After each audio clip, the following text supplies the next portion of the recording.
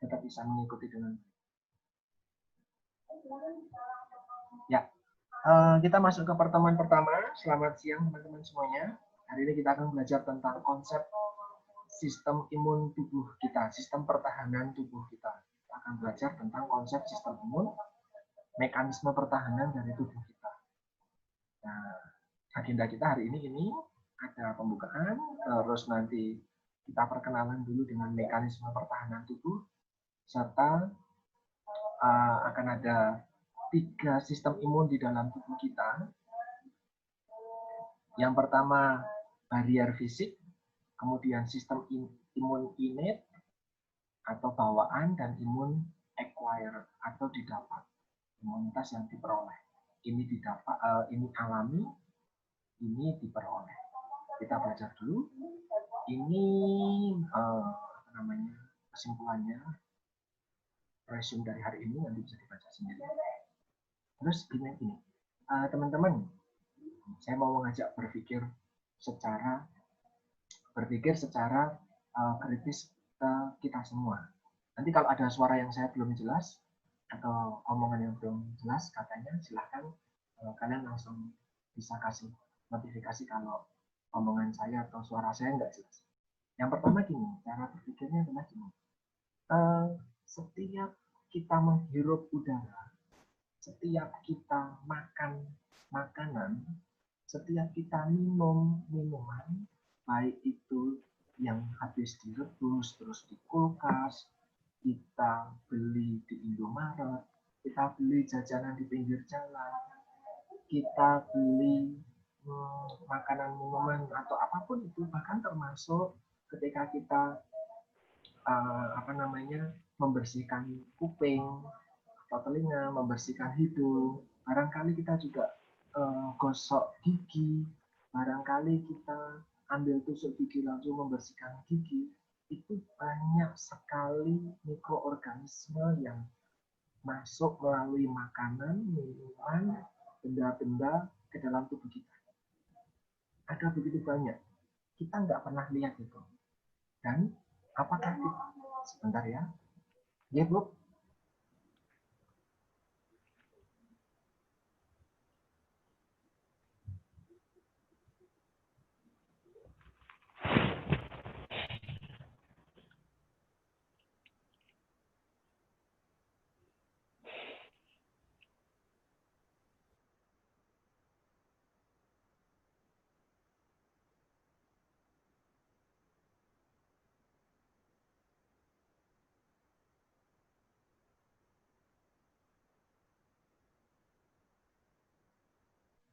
teman-teman 19, mohon maaf sebentar, akan kedatangan teman-teman 2018 untuk keluar dan masuk lagi.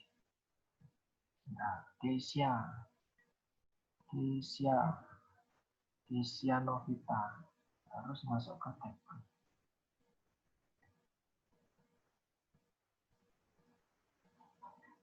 Kesia Novita, oh ya nggak bisa kok, nggak bisa breakroom dia.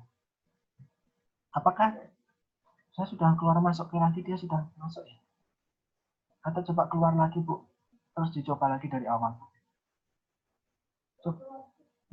Coba buat teman-teman di sini yang 19, tolong sampaikan ke Elsa, ke Tabita, ke Debbie, ke Alexandra Febriana, untuk keluar dari Zoom, di refresh bentar internetnya, lalu mencoba masuk lagi.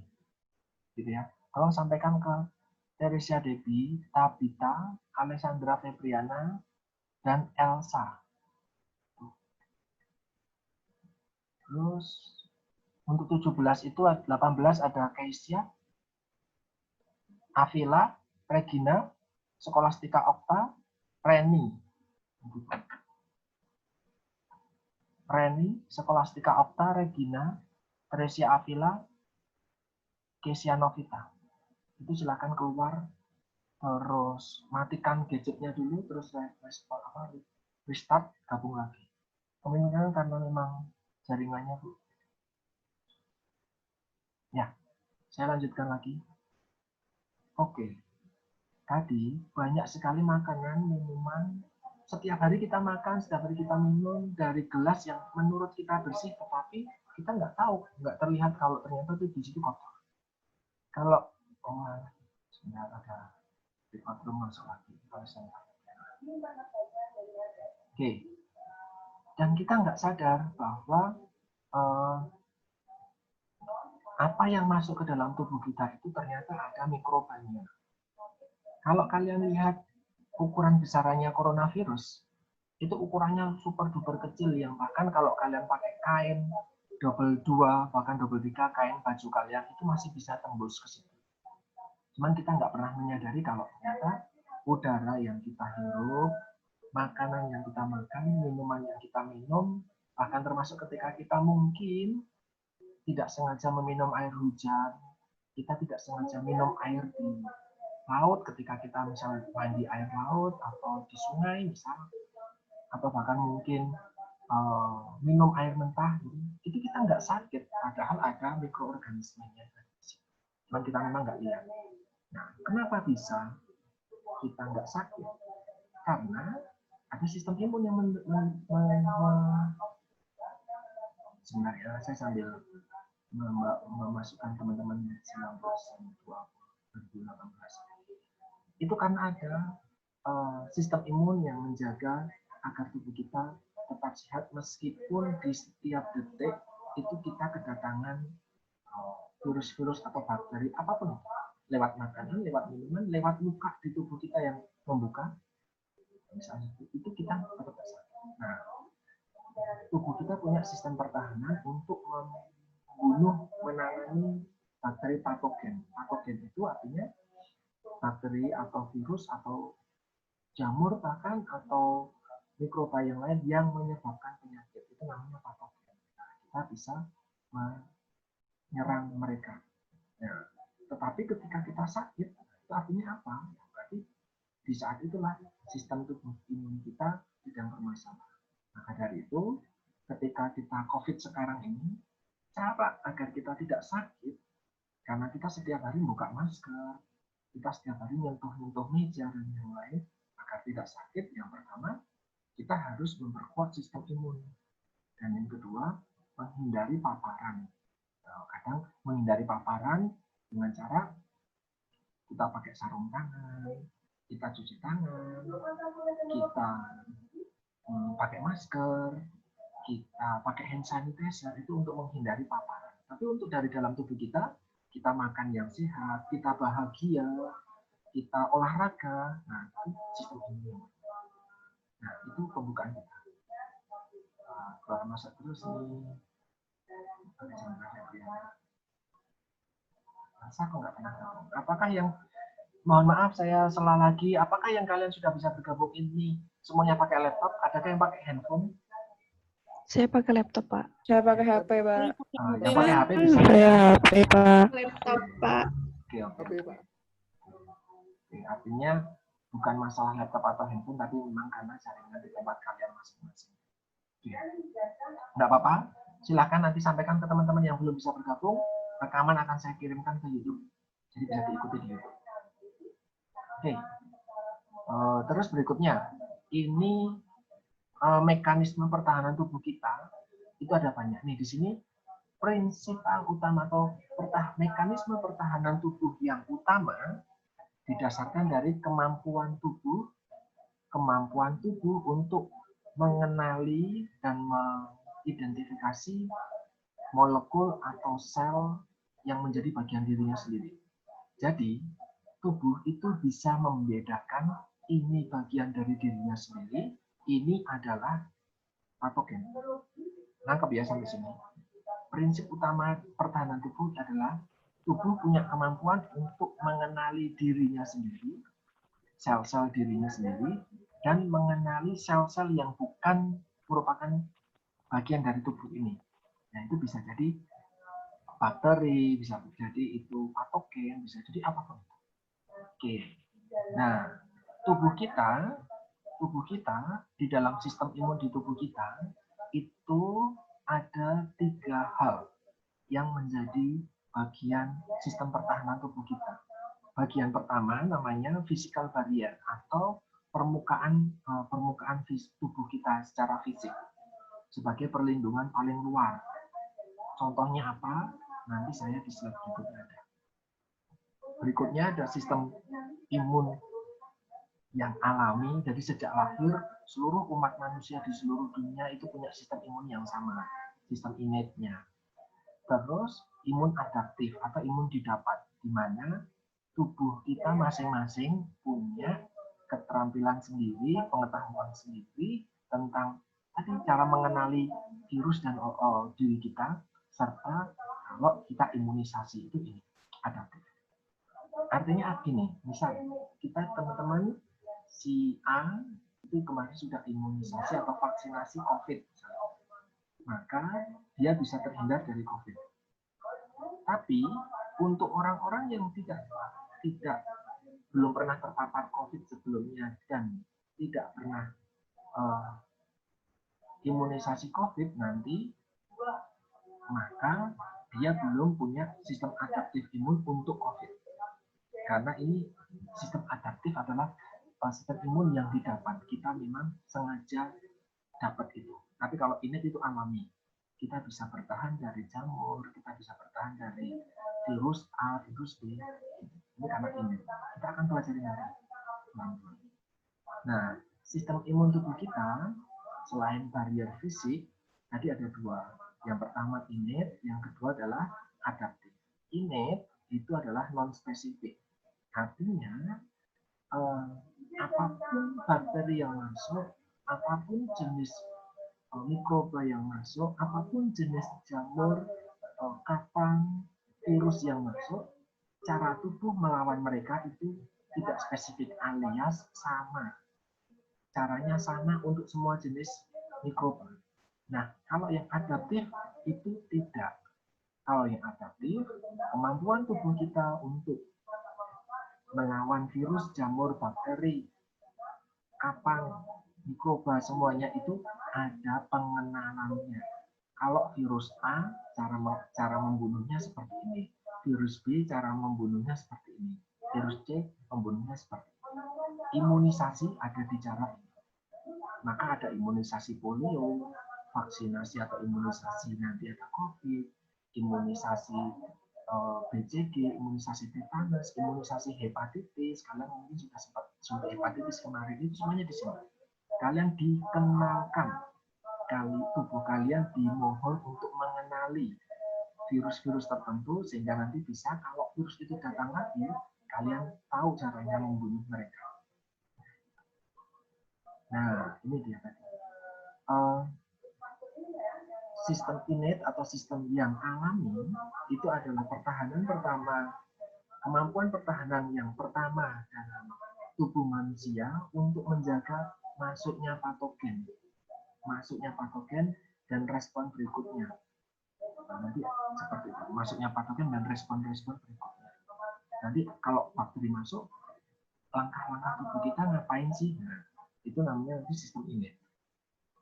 Kalau adaptif itu ketika patogen sudah masuk, itu sudah sama innate itu kalau tidak bisa ditangani tubuh dengan innate, maka tubuh menangani dengan adaptif.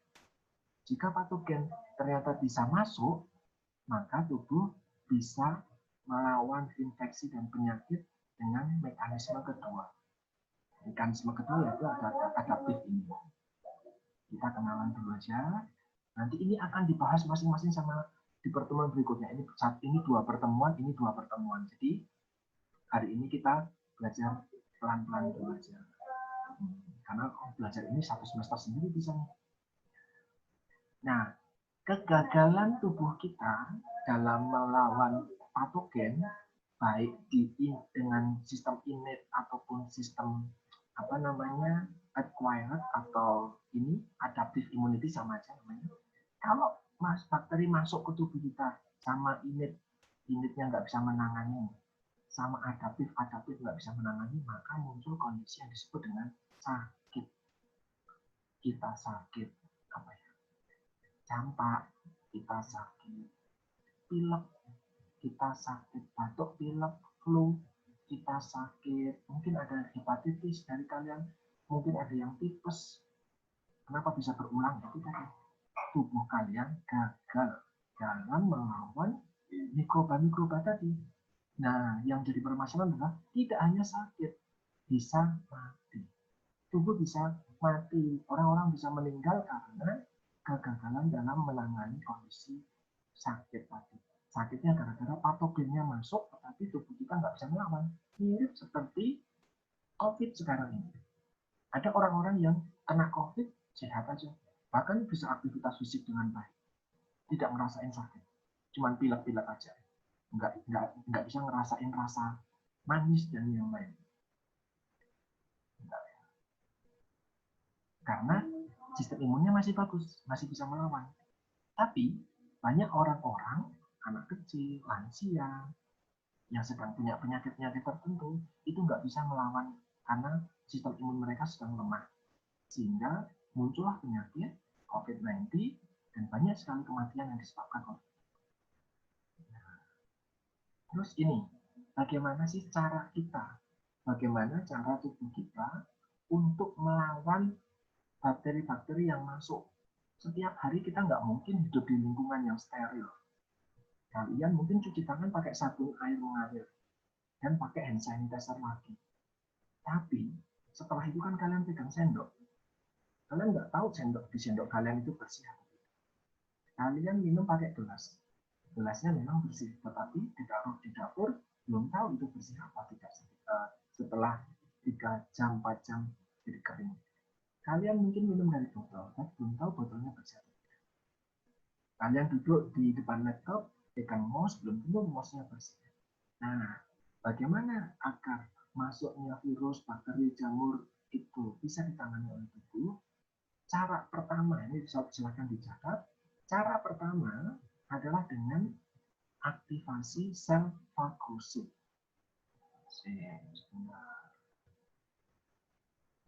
Aktivasi sel fagosit. Sel-sel fagosit itu... Pak, maaf. Suaranya putus-putus. Oke. Apakah sudah jelas? Maaf, Pak. Bisa diulangi? Ya. Cara pertama tubuh kita di dalam melawan mereka mikroba yang masuk ke dalam tubuh kita itu adalah dengan sel fagosit ini. Sel-sel fagosit ini. Sel-sel fagosit ini akan melakukan 2 hal. Yang pertama, sel fagosit akan menyerang bakteri. Sel fagosit akan memfagositosis. Fago itu makan. Sit itu sel. Sitik itu sel. Fagosit berarti sel yang makan. Jadi kalau ada bakteri, dia makan. Mirip game apa ya? Yang ngejar-ngejar di labirin-labirin itu loh. Ada apa bulat-bulat itu terus dikejar untuk dimakan itu. Middle Pak. Nah itu mirip seperti itu. Sel fagosit mirip seperti itu. Dimakan, ditelan, terus nanti hancur patogennya. Digula terus dikejar-kejar terus. Itu mirip seperti itu sel fagosit. Nah, jadi dia menyerang dan memakan. Nah, sel-sel fagosit bisa menyerang, bisa menelan, memakan, dan bisa mencerna. Jadi diserang, dimakan, dicerna. Diserang, terus dimakan, setelah dimakan dia dicerna. Ketika bakteri dicerna, bakterinya akan hancur, terus mati. Maka dari itu, kalau kalian yang anak kos, terutama nih ya, anak kos, makan di jalan Kaliurang, di dekat UGM, di pinggir jalan, itu nggak tahu air cuciannya bersih atau kotor, kalian makan di situ. Nah, ternyata ada dari kalian yang sehat-sehat saja. Tetapi ada dari kalian yang setelah itu jadi diare, bahkan terkena tipes. Kenapa? Karena di situ ada banyak bakteri yang ada di dalam air cuciannya, mungkin tidak bersih, sendok garpu dan yang lainnya mungkin tidak bersih. Karena tubuh kalian yang sakit itu tidak bisa melawan bakteri atau virus yang ada di situ.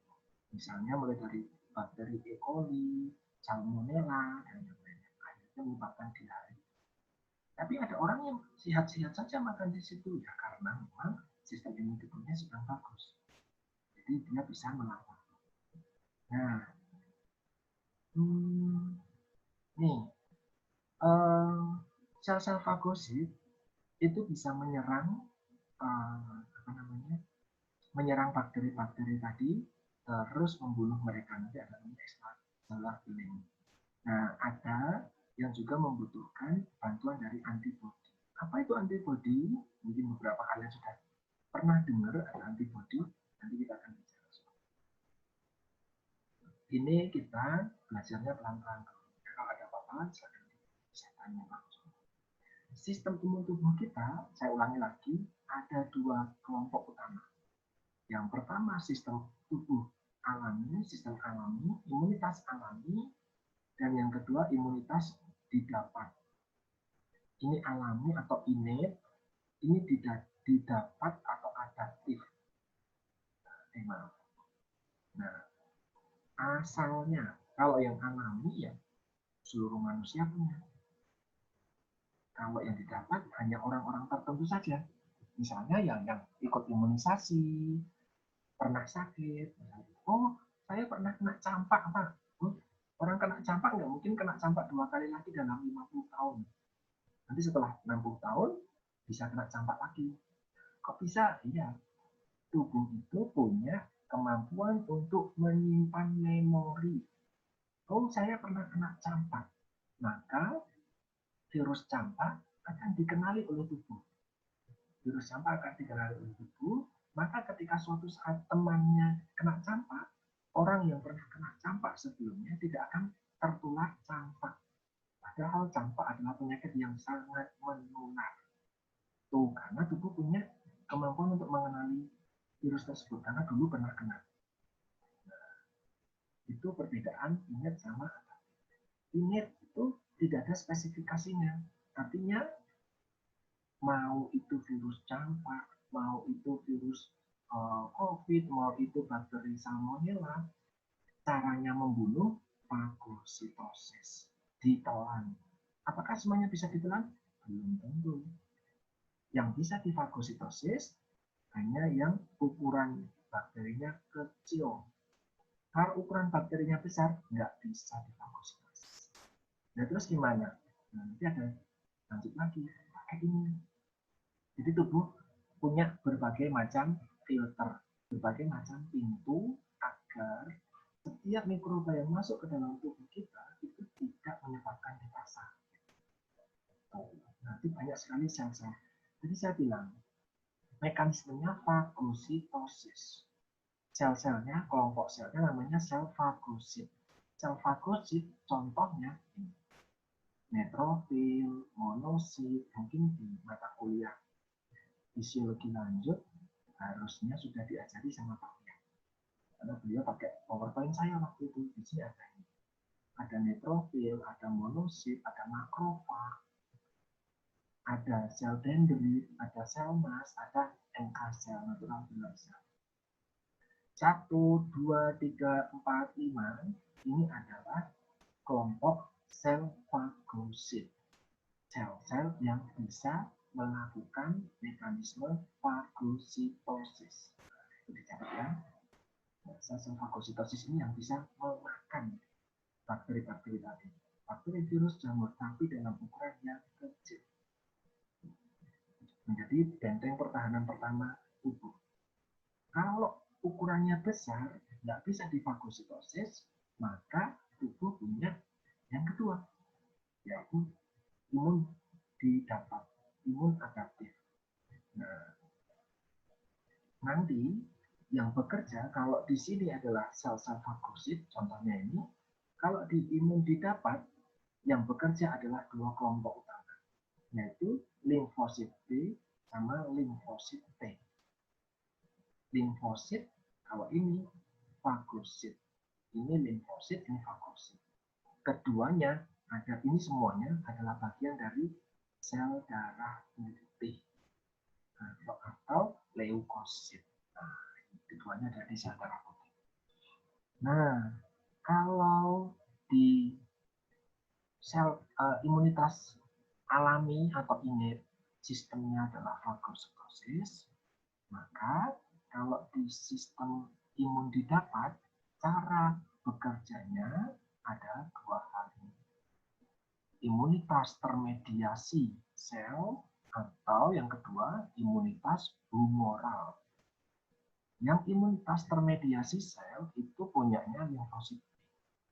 Kalau imunitas humoral itu punyanya limfosit T. Gitu ya. Nanti silahkan kalau ada pertanyaan langsung saya di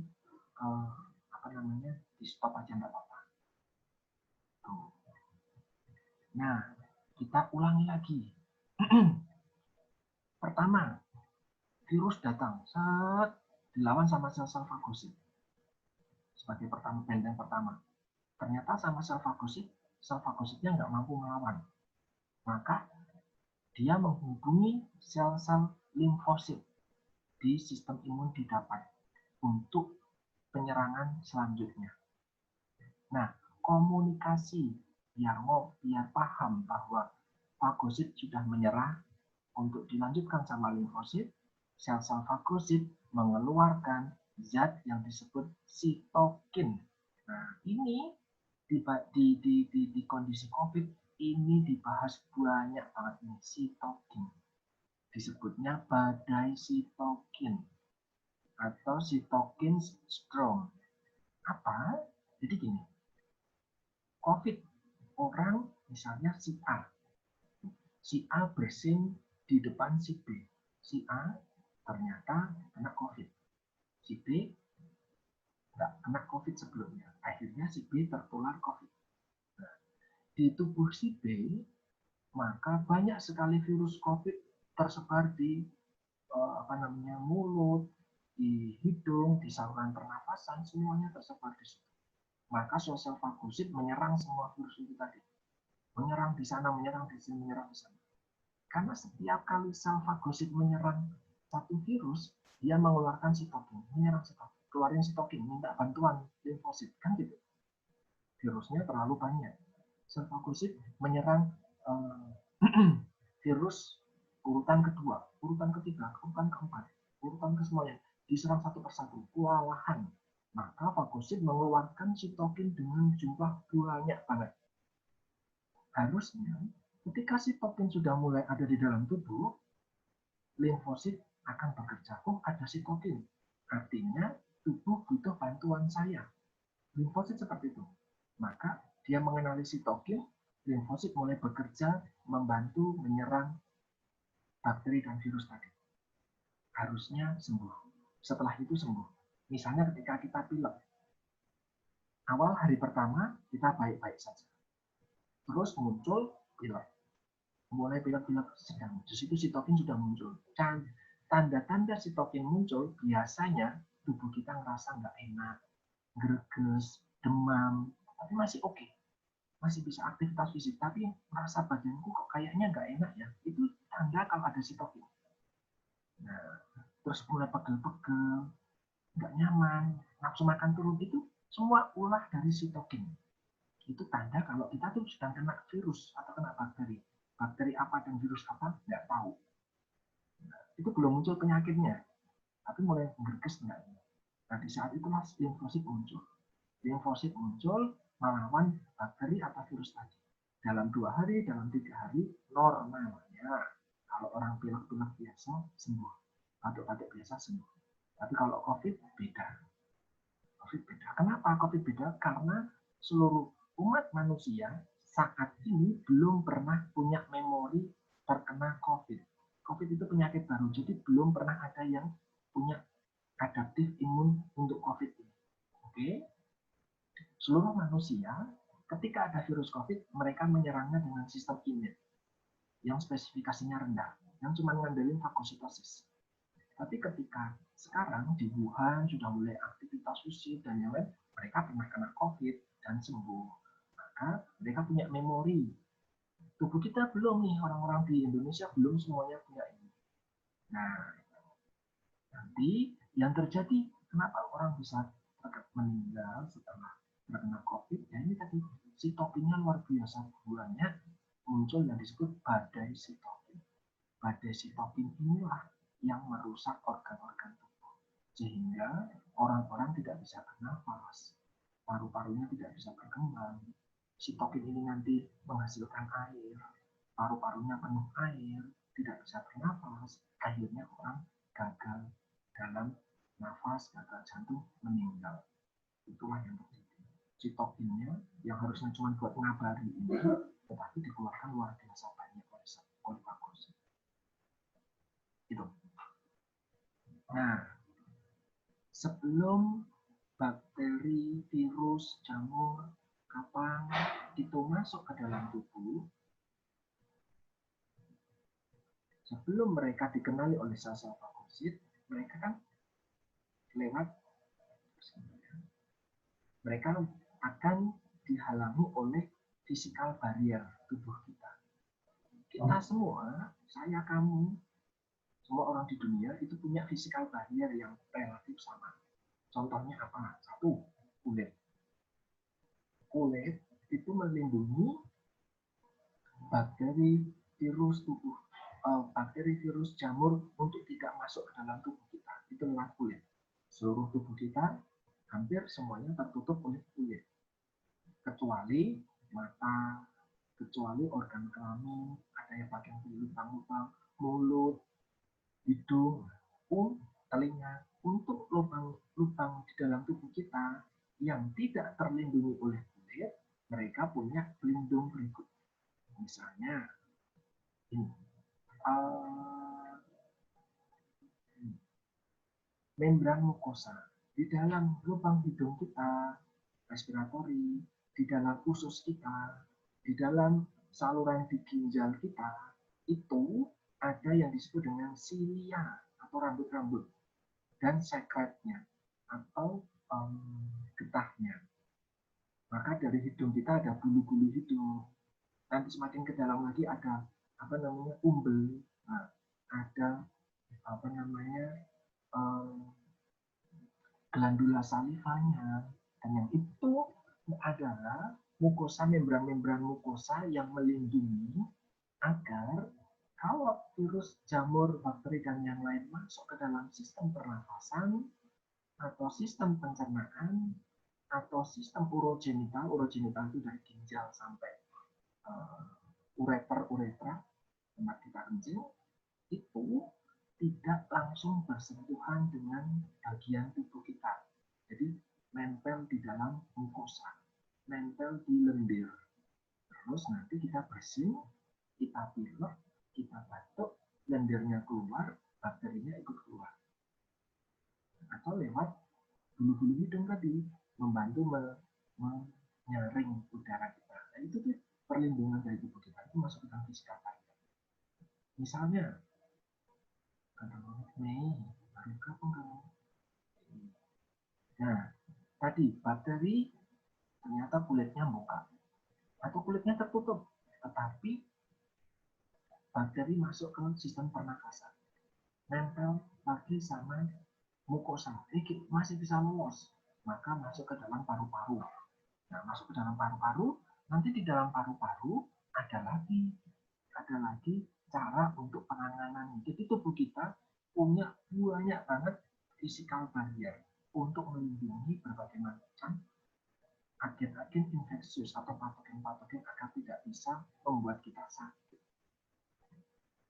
Di dalam kulit, di permukaan kulit, ada keringat, ada kelenjar minyak yang bikin kulit kita lembab. Di air mata, itu juga ada komponen-komponen antibakteri, sehingga kalau kita kelipan debu atau apapun, mata kita langsung berair. Itu adalah mekanisme tubuh, karena mata tidak dilindungi oleh kulit, itu adalah mekanisme tubuh untuk melindungi tubuh dari bakteri atau patogen yang bisa jadi ada di debu dan yang lain. Maka muncul air mata. Air mata itu mengandung komponen antibakterial. Tuh.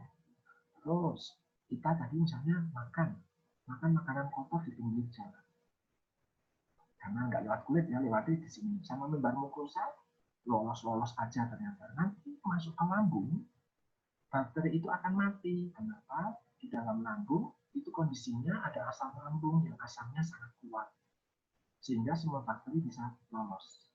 Kecuali bakteri-bakteri yang punya daya tahan. Misalnya salmonella. Kamu mau makan kotor, salmonella tidak mati oleh asam yang kuat di asam lambung. Ketika dia masuk usus, baru muncul diare.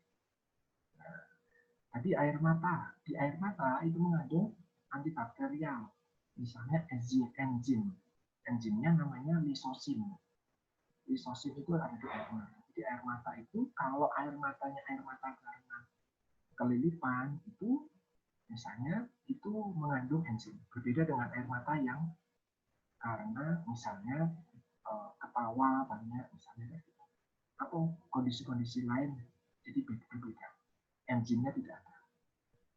Yang kedua, ternyata kulit kita yang menurut kita bersih itu ternyata masih mengandung bakteri. Bakteri-bakteri ini misalnya buat teman-teman yang wanita di organ reproduksi kalian itu juga ada bakteri flora-flora bakterial yang melindungi organ kelamin kalian dari masuknya bakteri dan jamur. Kalau kalian tidak bisa menjaga kebersihan dengan baik, muncullah ada yang namanya keputihan dan lain-lain. Itu adalah upaya perlawanan dari physical barrier. Nanti di usus juga ada physical barrier, ada bakteri-bakteri baik di usus. Maka kadang kita membantu mereka dengan konsumsi Yakult, yogurt, cimori dan yang lain. Itu kan bakteri-bakteri yang ada di dalam usus. Kita memberikan mereka tambahan bakteri namanya probiotik. Itu probiotik merupakan physical barrier juga. Oke. Nah, ini tadi yang pertama physical barrier. Yang kedua, kita bicara soal innate immunity. Nah, innate immunity itu begini. Sistem seluler, sistem di sel kita yang secara spesifik yang bekerja untuk melawan agen infeksius, yang agen infeksiusnya ini bablas lolos dari physical barrier, nanti akan dilawan oleh leukosit. Jadi, misalnya oleh kulit tembus, oleh mukosa lolos, oleh asam di lambung lolos, oleh air mata lolos, oleh kelenjar minyak lolos, oleh bakteri di flora di usus dan kulit lolos. Maka ada mekanisme kedua yang dilakukan oleh tubuh. Bukan melawan bakteri itu adalah kelompok leukosit.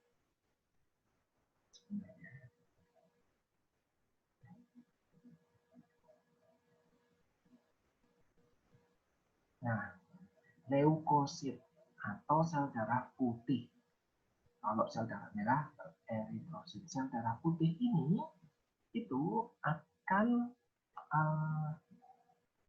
secara langsung menuju ke titik di mana ada agen infeksius. Misalnya seperti ini. Kaki kalian menginjak batu. Kaki kalian menginjak beling atau kaca atau apapun itu. Di lantai, di tanah. Nah, di situ kan berarti kulitnya sobek, keluar darah. Ada bagian dari tanah masuk ke dalam kulit tersebut. Di tanah bisa jadi ada bakteri. Maka langsung masuk ke kakimu. Secara langsung, ketika ada luka, maka leukosit atau sel darah putih akan menuju ke titik di mana terjadi luka tadi, di mana terjadi adanya infeksi tadi. Itu langsung menuju ke sana. Buat apa? Buat melawan bakteri-bakteri yang masuk, yang ketahuan masuk ke situ. Nah, nanti setelah leukosit sampai di kaki bagian bawahmu itu tadi, terus menyerang bakteri, maka muncul berbagai macam reaksi yang dilakukan oleh leukosit. Reaksi-reaksi satu, misalnya memanggil teman-temannya untuk ke situ semua. Oh, saya cuma ngirim 100 peleton. Ternyata kok tanah yang masuk ke dalam kaki kalian itu banyak. Maka 100 peleton leukosit itu kurang. Oh, tambah lagi 2 kompi misalnya. Maka leukosit akan memanggil teman-temannya dari seluruh tubuh untuk menuju ke kaki semua. Nanti di kaki berbagai macam hal muncul. Rasa nyeri, rasa sakit, darah jadi banyak, terus pegel-pegel. Nah, itu semua adalah ciri-ciri yang disebut dengan inflamasi atau peradangan. Peradangan adalah kompleks perubahan yang dikarakteristikkan karena suatu jaringan diserang oleh agen infeksius. Nanti muncul inflamasi. Apakah hanya kaki? Oh tidak. Karena kita pakai sandal, pakai sepatu. Tapi kita masih bisa sakit pilek misalnya. Karena ada bakteri, ada virus, ada jamur yang masuk ke kita hirup. Misalnya kita hirup, ada orang di sebelah kita bersin-sin di depan kita. Nyiprat, masuklah bakteri, virus tadi masuk ke saluran pernafasan. Di saluran pernafasan sama aja. Bakterinya masuk ke hidung, di hidung leukosit menuju ke hidung. Nah, nanti muncul inflamasi atau radang. Kalau lewat makanan, misalnya kita minum es kotor, misalnya gitu ya. Minum es kotor, nanti masuk ke radang, ada di tenggorokan kita, mulai rasa nggak nyaman. Itu inflamasi atau peradangan. Nah, ada ciri-ciri peradangan. Kita kenal dengan 5 ciri-ciri peradangan. Yang pertama, rubor, kalor, tumor, dolor, dan fungsiolisa. Ini cara menghafalkannya gampang. Rubor, kalor, tumor, dolor, fungsiolisa. Ada 5 ciri inflamasi atau peradangan. 5 tanda khas peradangan. Nanti saya jelaskan di slide berikutnya. Nah, ini yang terjadi. Respon inflamasi, respon radang dikarakteristikan dengan ada 1, 2, 3, 4, 5. 5 hal respon radang. Misalnya gini, bersin tadi ya, ada orang bersin. Bersin, terus kita tertular bersinnya itu tadi. Masuk ke dalam sistem pernafasan tubuh kita. Tapi kita belum sakit. Nah, maka bakteri atau virus tadi langsung nempel di misalnya di tenggorokan kita atau di saluran pernafasan kita. Maka di situ leukosit akan datang. Leukosit datang, terus yang terjadi berikutnya adalah respon tubuh kita agar banyak leukosit bisa datang adalah sel pembuluh darah itu akan dilatasi. Dilatasi artinya pembuluh darah merenggang menjadi lebar. Mirip ketika kita main pakai pralon. Nah, pembuluh darah kita seperti sedotan. Misalnya, normalnya ya seperti sedotan biasa yang kecil. Tetapi ketika ada virus, ada jamur di suatu lokasi tertentu, pembuluh darah yang menuju ke sana itu akan mengalami dilatasi atau pelebaran. Diameternya jadi lebar. Tujuannya adalah ini, agar aliran darah menuju lokasi tersebut itu banyak. Darah itu membawa berbagai material seperti leukosit dan yang lain. Bala bantuan datang semuanya ke sana. Nah, banyak dilatasi dari pembuluh darah menuju lokasi inflamasi itu akan menunjukkan warna yang merah. Muncul warna merah atau rasa hangat. Maka orang yang pilek, orang yang sedang demam, pasti badannya hangat. Pasti badannya agak kemerahan. Misalnya di muka, kalau dilihat kerongkongannya nanti ada kemerahan di tenggorokannya. Itu pasti. Karena pembuluh darah sedang dilatasi ke situ. Kemerahan itu diberi nama bahasa ilmiahnya rubor. Hangat bahasa ilmiahnya kalor. Tubor dan kalor dampak dari dilatasi pembuluh darah. Maka pembuluh darah sudah merenggang.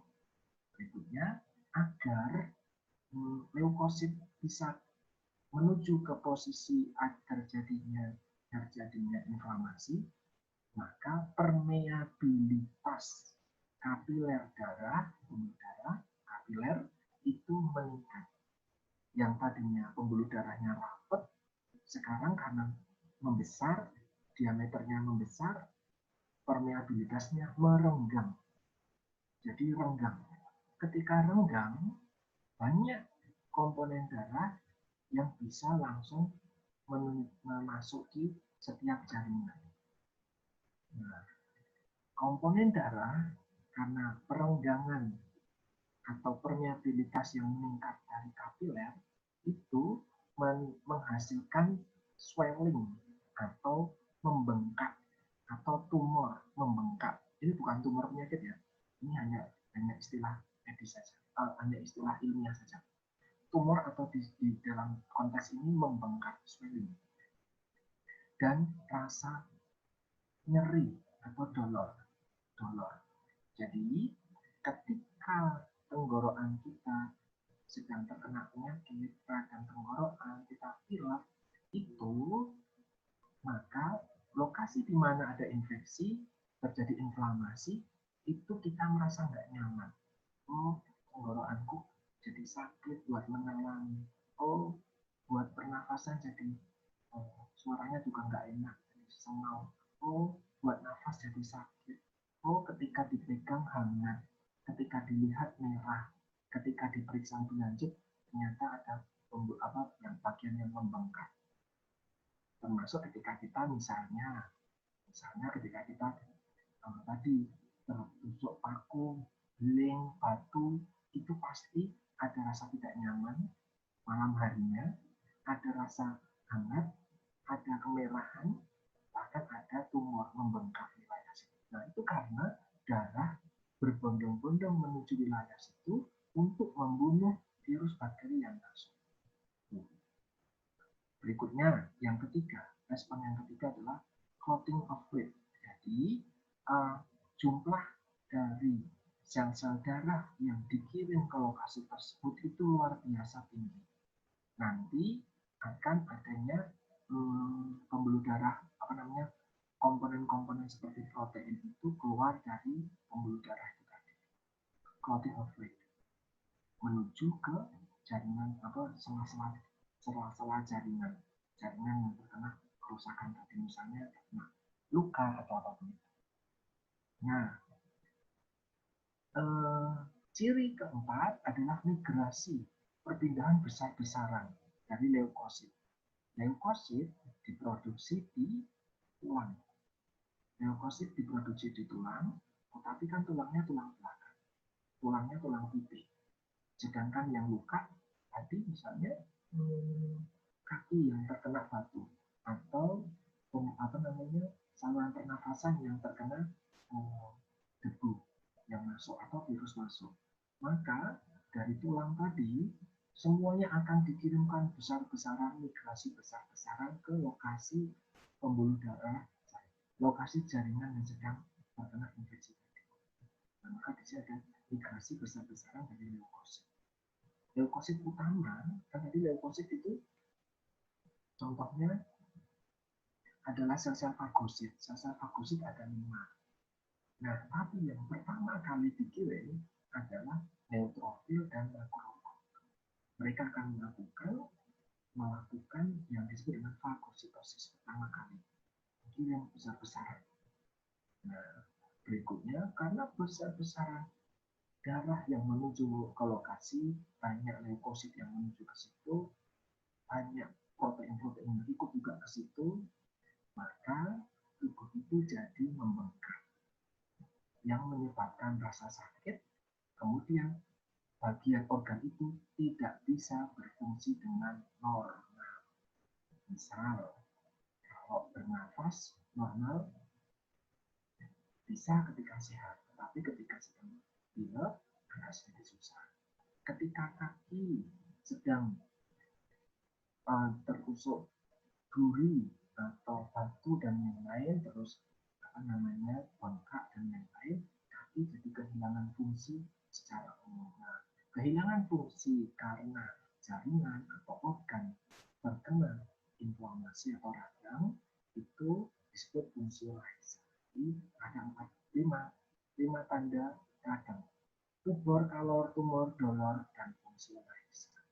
Ini jelas Pak, ketika kita sakit pilek itu jelas Pak. Sakit pilek ngomong susah, konsentrasi susah, berbicara bindeng, cara ngomongnya bindeng, tenggorokan jadi nyeri, ada bengkak, warnanya merah hangat. Nah, terus ketika ini tadi leukosit ini, neutrofil dan makrofag dikirim ke seluruh jaringan, ketika semuanya dikirim ke seluruh jaringan, mereka saling berkomunikasi. Oh, kami jumlahnya kurang. Oh, kami butuh bantuan dari sel-sel lain. Oh, kami butuh ini, butuh itu, butuh ini, butuh itu. Mereka sambil memakan bakteri, sambil memakan virus lewat fagositosis, mereka mengeluarkan yang disebut dengan apa namanya mediator inflamasi. Nah, produk-produk ini ada yang namanya histamin, bradikinin, prostaglandin, sitokin. Tadi sudah sempat ngomong soal sitokin. Ada serotonin, itu dikeluarkan oleh satu produk jaringan-jaringan yang terkena kerusakan.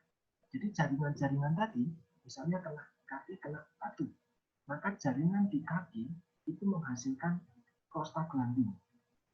Jaringan di kaki menghasilkan prostaglandin. Prostaglandin yang dikeluarkan oleh jaringan di kaki itu sebagai alat komunikasi agar banyak leukosit datang ke lokasi situ. Jadi biar leukositnya tidak salah kaki. Yang kena luka kaki kanan, maka leukositnya ke kaki kanan, bukan ke kaki kiri. Karena yang mengeluarkan prostaglandin berasal dari jaringan di kaki sebelah kiri, misalnya. Jadi tidak mungkin salah jalur, meskipun jalurnya sama. Nanti yang kena adalah jempol tangan kanan. Nggak mungkin leukosit menujunya jempol tangan kiri. Nggak mungkin. Karena prostaglandinnya dikeluarkan oleh jaringan di jempol tangan kanan. Misalnya seperti itu. Selain itu, prostaglandin akan membantu vasodilatasi. Vaso itu vaskuler, dilatasi tadi merenggang. Jadi, pembuluh darah di, misalnya yang kena kaki kanan, pembuluh darah yang menuju jempol kaki kanan itu akan mengalami dilatasi. Karena jempol kaki kanan mengeluarkan prostaglandin. Setelah adanya luka atau adanya infeksi yang masuk ke situ. Nanti vasodilatasi juga disebabkan karena jaringan tubuh mengeluarkan histamin. Jadi setelah vasodilatasi permeabilitas juga meningkat. Di sini permeabilitas meningkat itu karena sel-sel tubuh juga mengeluarkan mediator namanya bradikinin. Nah, inilah zat-zat yang membuat ini tadi dilatasi vaskuler, permeabilitas vaskuler, banyak sekali migrasi dan sitokin, serotonin juga semuanya itu adalah mediator-mediator. Terus ini tadi saya sudah sempat singgung tentang ini. Reaksi awal dari sebuah infeksi sebagai respon inflamasi itu muncul di dalam tubuh kita. Kadang kita rasakan atau kita kadang merasakannya sebagai demam, fever, demam, dan muncul gejala-gejala yang lain. Jadi demam ditambah tadi ini, ditambah humor, ditambah kalor, ditambah dolor, ditambah tumor, ditambah fungsi laisa. Itu sebagai tanda infeksi. Jadi kita, kok badan saya nggak enak Pak, kayaknya mau sakit, nah misalnya itu kan ini tadi dolor, ada nyeri, badannya nggak enak nyeri. Kok bisa nyeri? Nah ya, nyeri muncul karena sitokin. Sitokinnya banyak, maka tubuh kita bergesi. Nah, itu kalau orang Jawa bilangnya bergesi. Itu karena sitokinnya lagi banyak. sitokin ini juga akan menekan nafsu makan. Maka orang yang demam, sakit, itu nggak mau makan. Mau kamu marah-marahin, harus makan. Tapi orang yang sedang sakit nggak mau makan. Karena sitokin ini akan menekan nafsu makan. Kenapa orang yang sakit harus dipaksa makan? Karena kita butuh asupan zat gizi biar sistem imun kuat. Tapi di sisi lain, adanya sitokin membuat nafsu makan kita turun. Nah, berikutnya ada berbagai macam protein-protein yang diproduksi oleh tubuh ketika terjadi inflamasi. Protein-protein yang terjadi atau diproduksi oleh tubuh karena ada inflamasi itu disebut protein fase akut. Protein fase akut. Contohnya ada 5 ini. 1, 2, 3, 4. Tubuh memproduksi lewat hati ya. Tubuh memproduksi protein fase akut karena adanya mediator kimia. Apa mediator kimia? Ini mediator kimia. Ketika mediator kimia ini diproduksi oleh jaringan, jempol kaki kanan tadi kalian menghasilkan mediator ini karena jempolmu terantuk batu terus keluar darah, maka tubuh langsung merespon, oh ini akan terbawa aliran darah terus masuk ke hati. Masuk ke hati langsung melihat bahwa oh ada bradikinin, oh ada serotonin, oh ada histamin, maka ada sesuatu yang salah dalam tubuh ini. Maka hepar akan langsung membuat menyusun atau memproduksi protein fase akut. Apa aja ini? Ada protease inhibitor, ada kompleks komplement, ada haptoglobin sebagai protein transport, ada CRP. Ini yang dicek ketika COVID PCR. Nah, ini dia ini. Kalau kalian tahu ngecek PCR atau ini tes PCR, dia akan mengecek adanya genetik protein. Maka ini tadi, ketika di dalam tubuh nampak ada C reaktif protein dalam jumlah yang tinggi, itu artinya tubuh sedang ada infeksi. Sekalipun tubuh kita nggak merasa sakit, sekalipun kita masih merasa sehat, tapi ketika adanya CRP yang meningkat, C reaktif protein yang meningkat di dalam darah, itu pasti ada infeksi. Ini sebagai tanda awal. Ya. Terus kita muter lagi, belajar lagi soal fagositosis dan imunitas. Nah, ada 2 hal mekanisme utama yang dilakukan oleh sistem pertahanan alami atau sistem pertahanan innate. Yaitu yang pertama adalah fagositosis dan yang kedua adalah komponen kimia. Fagositosis dilakukan oleh 5 sel. Tetapi yang paling kuat adalah neutrofil dan makrofag. Yang lainnya, sel dendrit, sel mast, NK sel itu relatif nggak begitu kuat.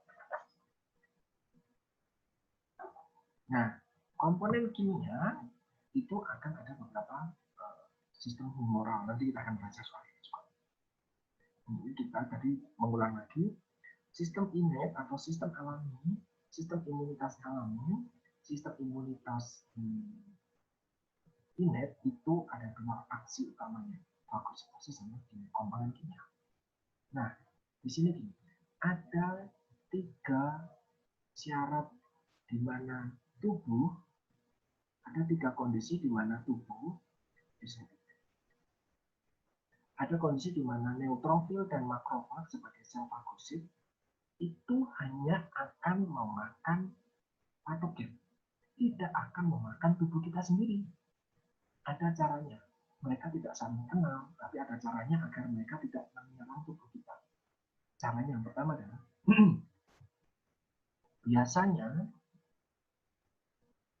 virus, jamur, bakteri itu permukaan tubuhnya kasar. permukaan tubuhnya kasar. Sedangkan permukaan sel tubuh kita itu halus.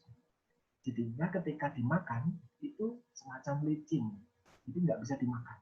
Tapi kalau kasar, kayak misalnya kalian bayangin bentuk virus corona, itu kan ada disebut corona karena ada mahkota-mahkotanya, ada duri-durinya. Maka permukaannya kasar. Jadi ketika dimakan itu bisa halus cepat. Sehingga permukaan yang kasar itu meningkatkan keberhasilan fagositosis. Sedangkan sel-sel tubuh kita, sel-sel normal tubuh kita itu permukaannya halus.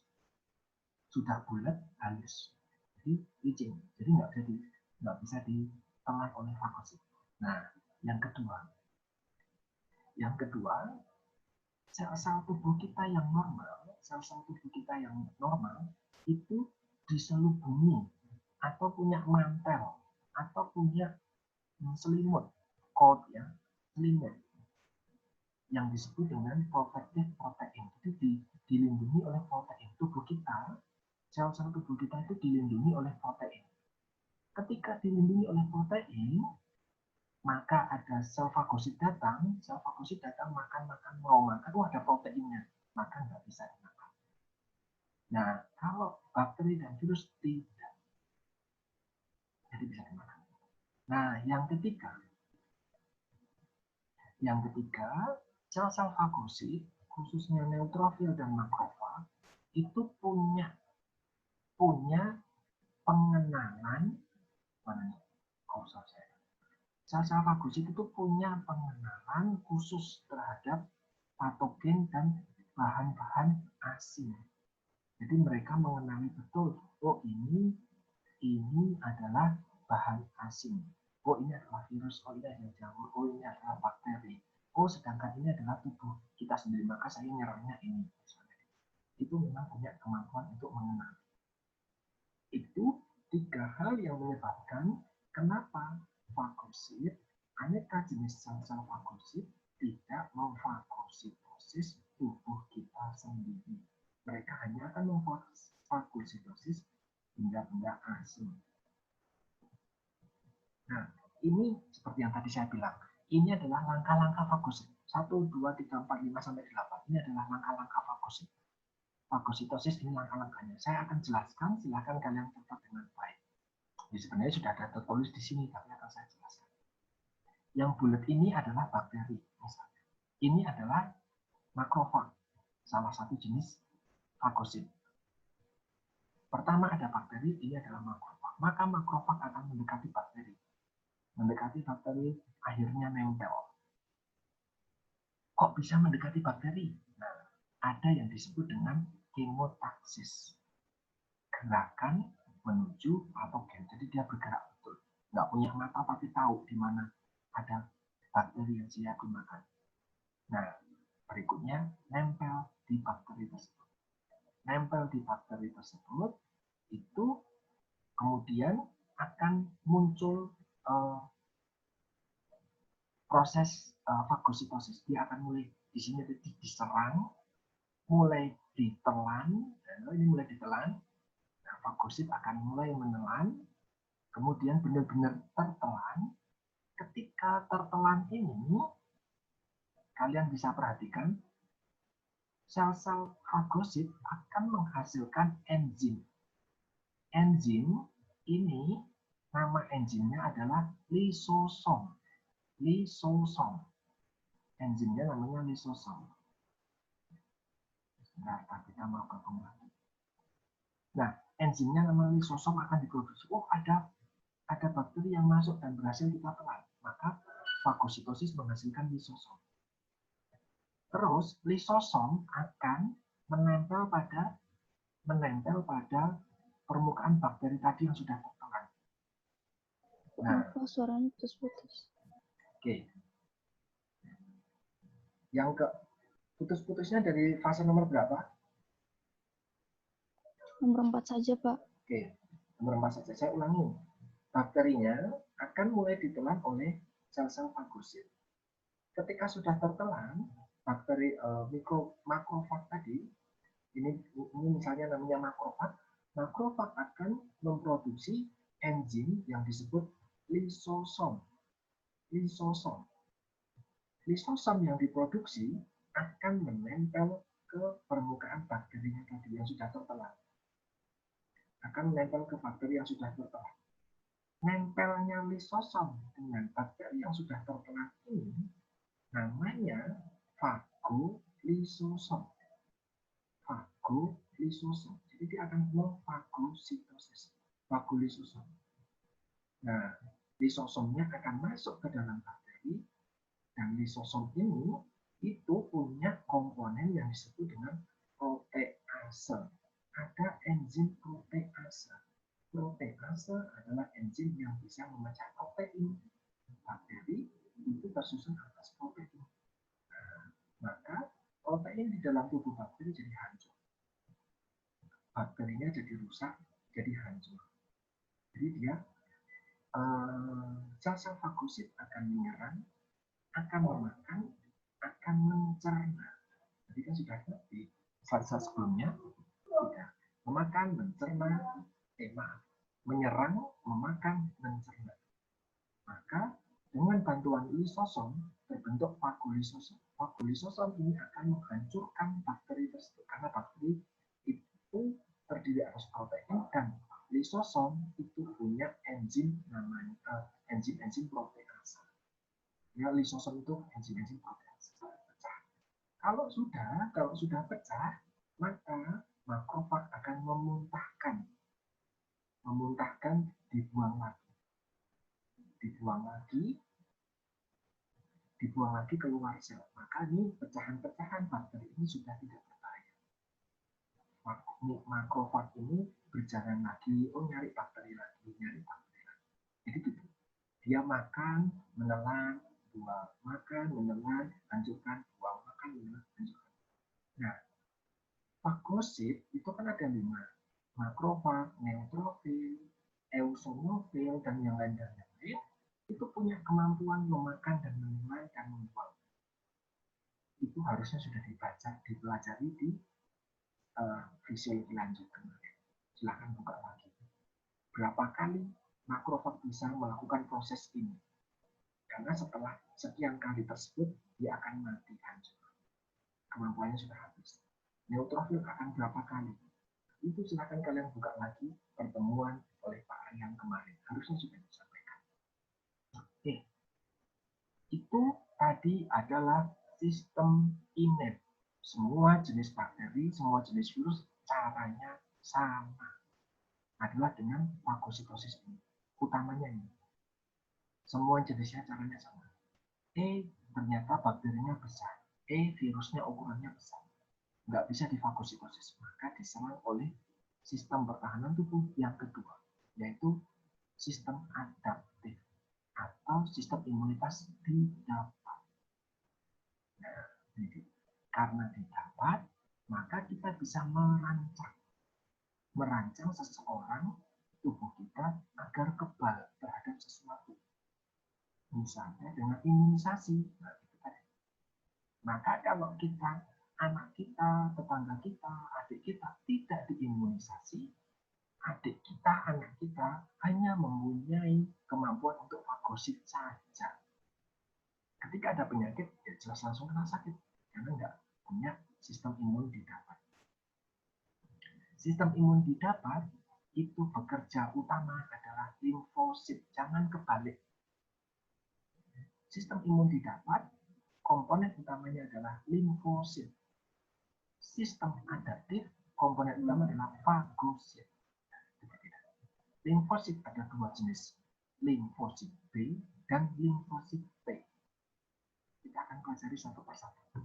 Nah, 2 jenis adaptif immunity, limfosit B, limfosit T. Cara menghafalkannya gampang. Limfosit B ada kata B, body. Berarti limfosit B menghasilkan antibody.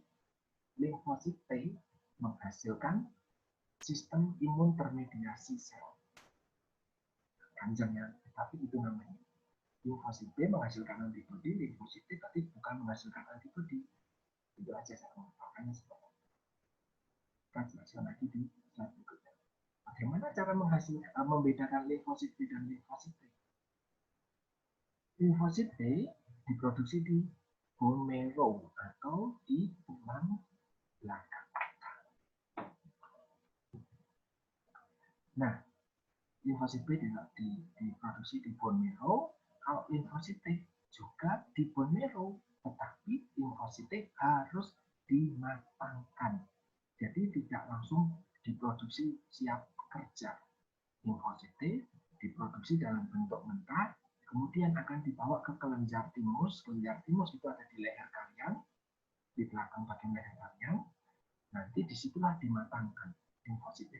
Karena dimatangkan di kelenjar timus, namanya T, limfosit T. Itu cara memang alamnya kan limfosit T. Nah, keduanya sama-sama spesifik, Tapi kalau limfosit B menghasilkan zat yang namanya antibodi, antibodi. Kalau limfosit T menghasilkan zat namanya sitokin. Karena sudah kenal ya sitokinnya sebelumnya. Sitokin.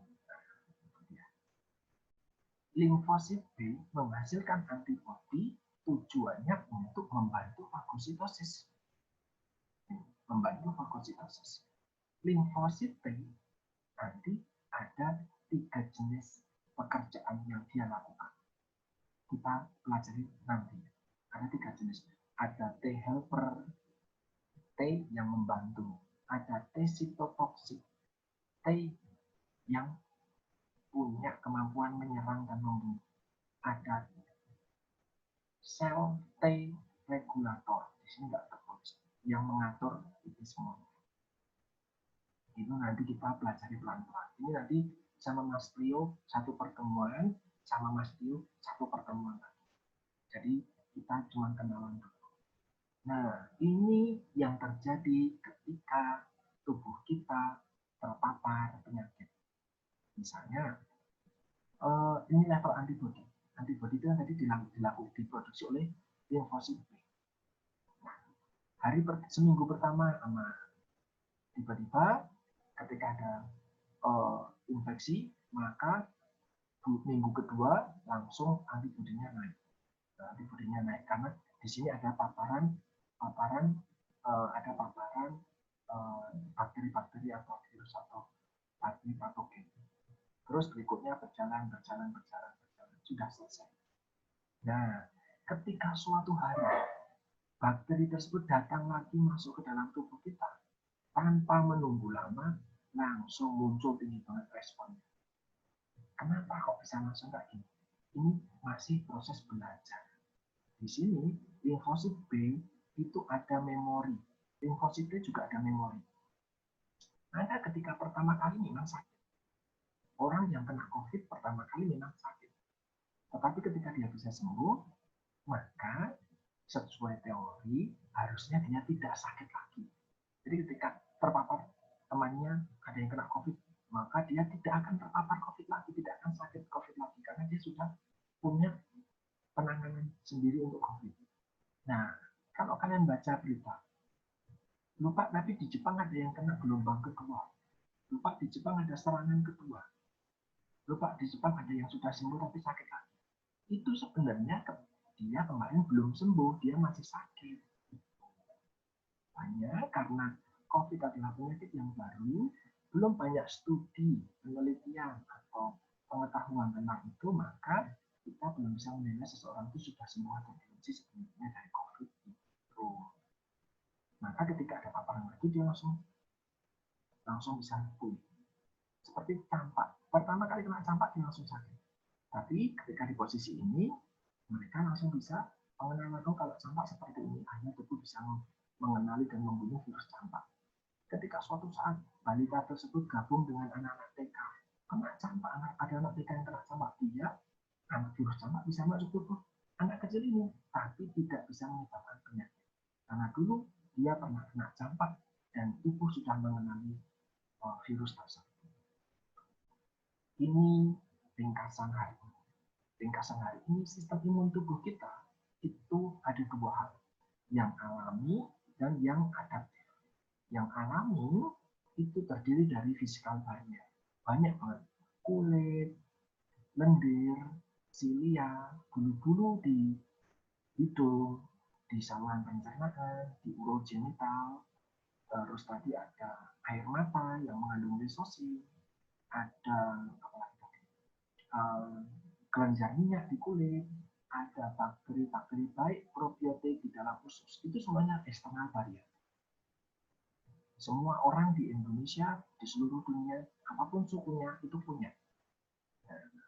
Yang kedua, komponen dari sistem alami, imunitas alami atau imunitas ini adalah sel-sel fagosit.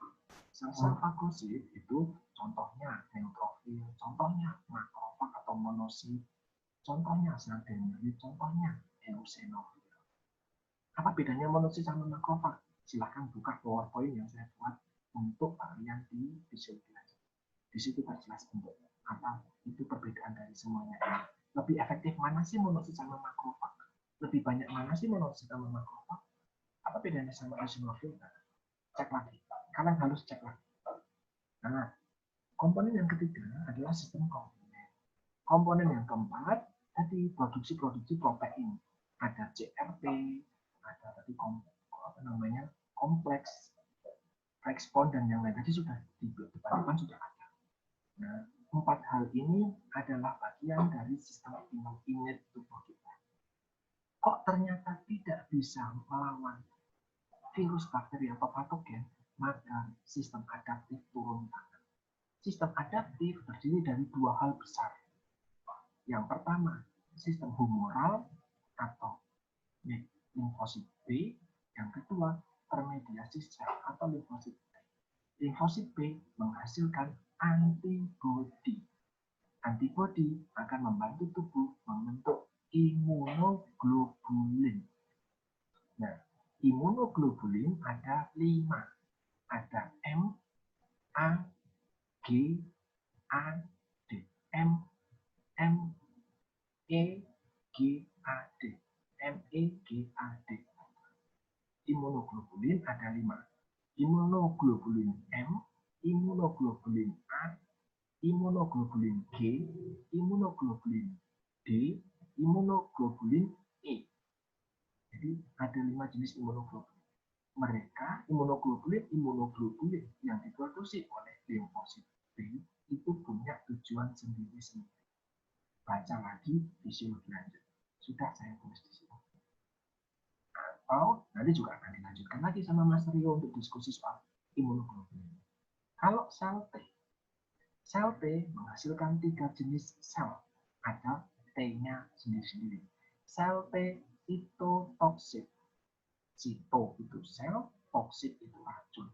Sel T yang bisa meracuni sel. Sel T yang bisa membunuh bakteri dengan menyuntikkan racun. Sel T helper. Sel T yang membantu. Sel T yang membantu apa? Membantu produksi sitokin. Ada sel T supresor. Supresor artinya menekan. Menekan apa? Menekan sel T supresor akan menekan sel T sitotoksik agar kerjanya tidak berlebihan. Jadi biar nggak merusak sana sini. Misalnya virusnya jumlahnya cuma 10, sel sitotoksiknya ya cuma 10 atau 20 saja. Tidak usah sampai 1000, 2000. Karena kalau sel bakterinya sudah mati, sel sitotoksik akan membunuh tubuh kita sendiri dia malahan. Maka ada yang disebut dengan sel T supresor. Itu adalah ringkasan hari.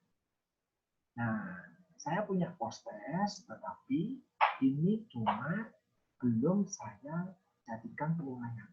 Silahkan kalian membuat tulisan sendiri untuk mereview. Tidak saya nilai, tetapi kalian bisa latihan pemahaman kalian awal ini. Silahkan kalian tuliskan, nanti kirimkan ke saya di e-learning, bisa tentang barrier fisik itu gimana sih contohnya. agar infeksi tidak bisa masuk ke dalam tubuh kita, agar infeksi. Terus yang kamu ketahui tentang sistem adaptif, imun adaptif dan imun alami itu apa sih? Kamu kalau bisa jangan baca slide-slide sebelumnya, sama aja. Karena ini nggak saya nilai.